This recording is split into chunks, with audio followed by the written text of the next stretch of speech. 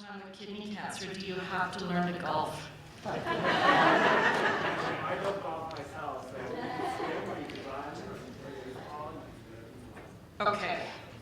Okay, the question I'm not sure is perhaps for all of you, but in Canada, how to go about getting a second opinion, who pays, and is there a team approach of doctors consulting with each other? So could you tackle that question of getting a second opinion in Canada? Absolutely, yeah.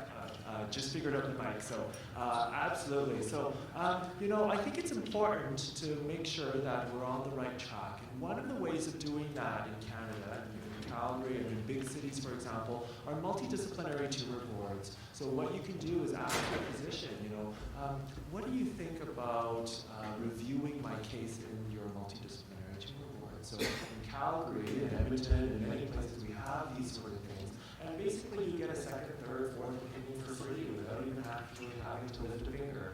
And so that's how we ensure that you get these second opinions. Because you're right, it is harder to get a second opinion, so to speak, with wait lists and stuff like that.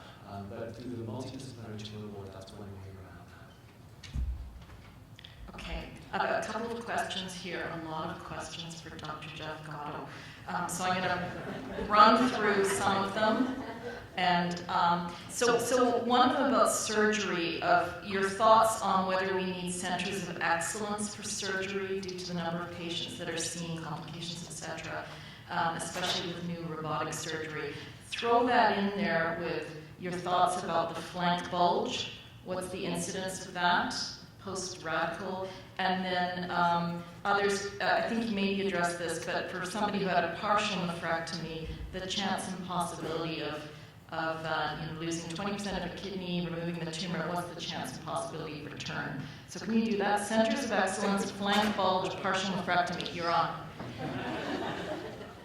Yes, you need to work at centers of excellence. We already have that approach, whether or not they're technically called centers of excellence. We have that in Canada.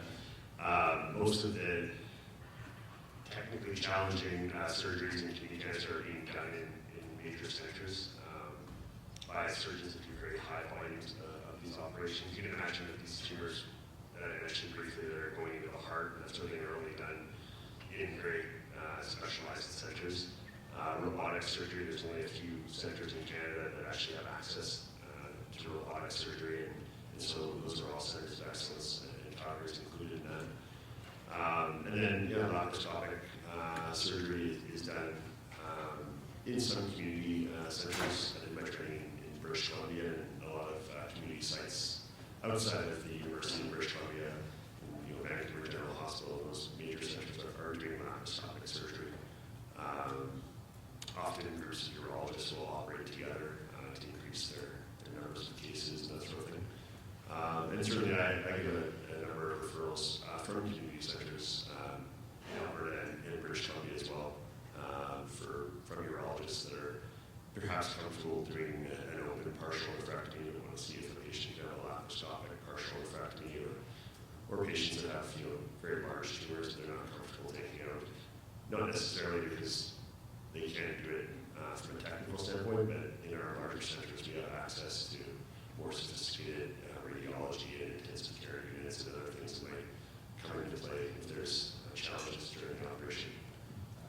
Flank bulge.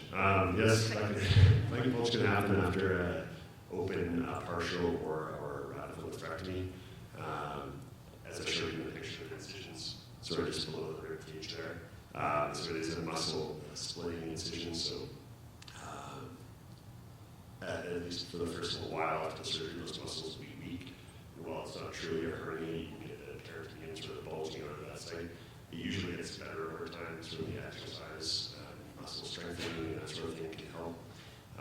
But yeah, it can be a problem, and it's usually not a painful thing. It's just sort of more cosmetic and that kind of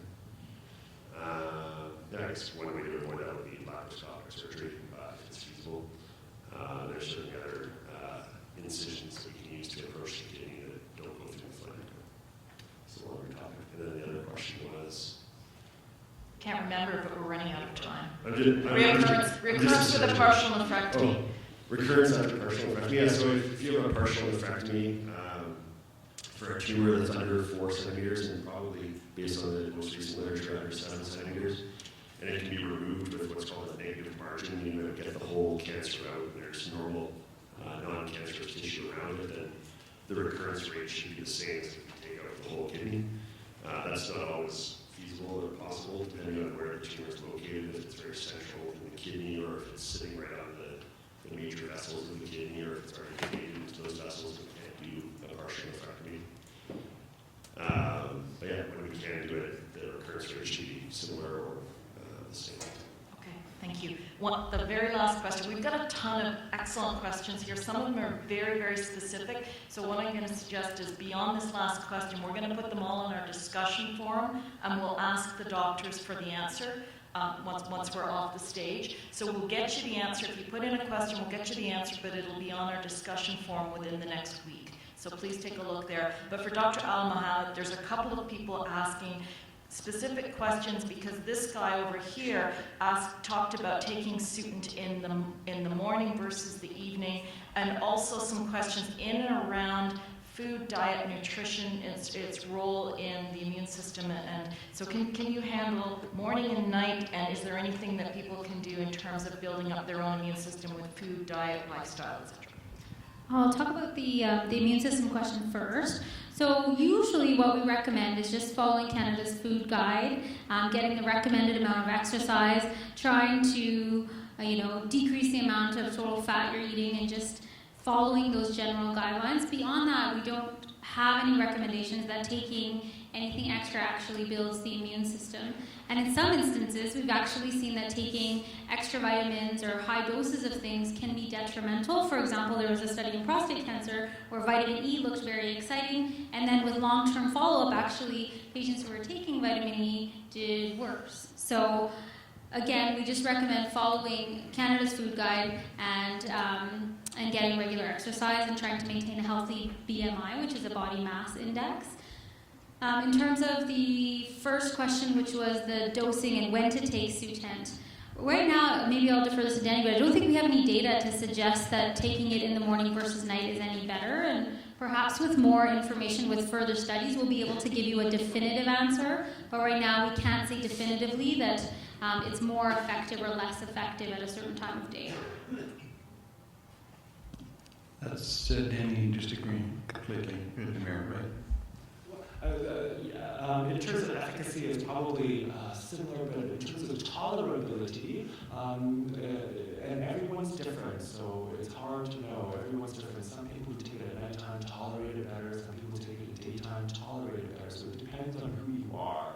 And if you can tolerate it better, that means you can stay on the drug longer. It means you can get the better dose of drug. If you get the better dose of drug, it means more efficacy. So that's sort of how it translates. And so it's about tolerating the drug and making it manageable. Dr. Heng, Dr. Gotto, and Dr. Alimohamed, thank you so much for volunteering your time today to come and talk to us. Really appreciate it. Let's have a round of applause.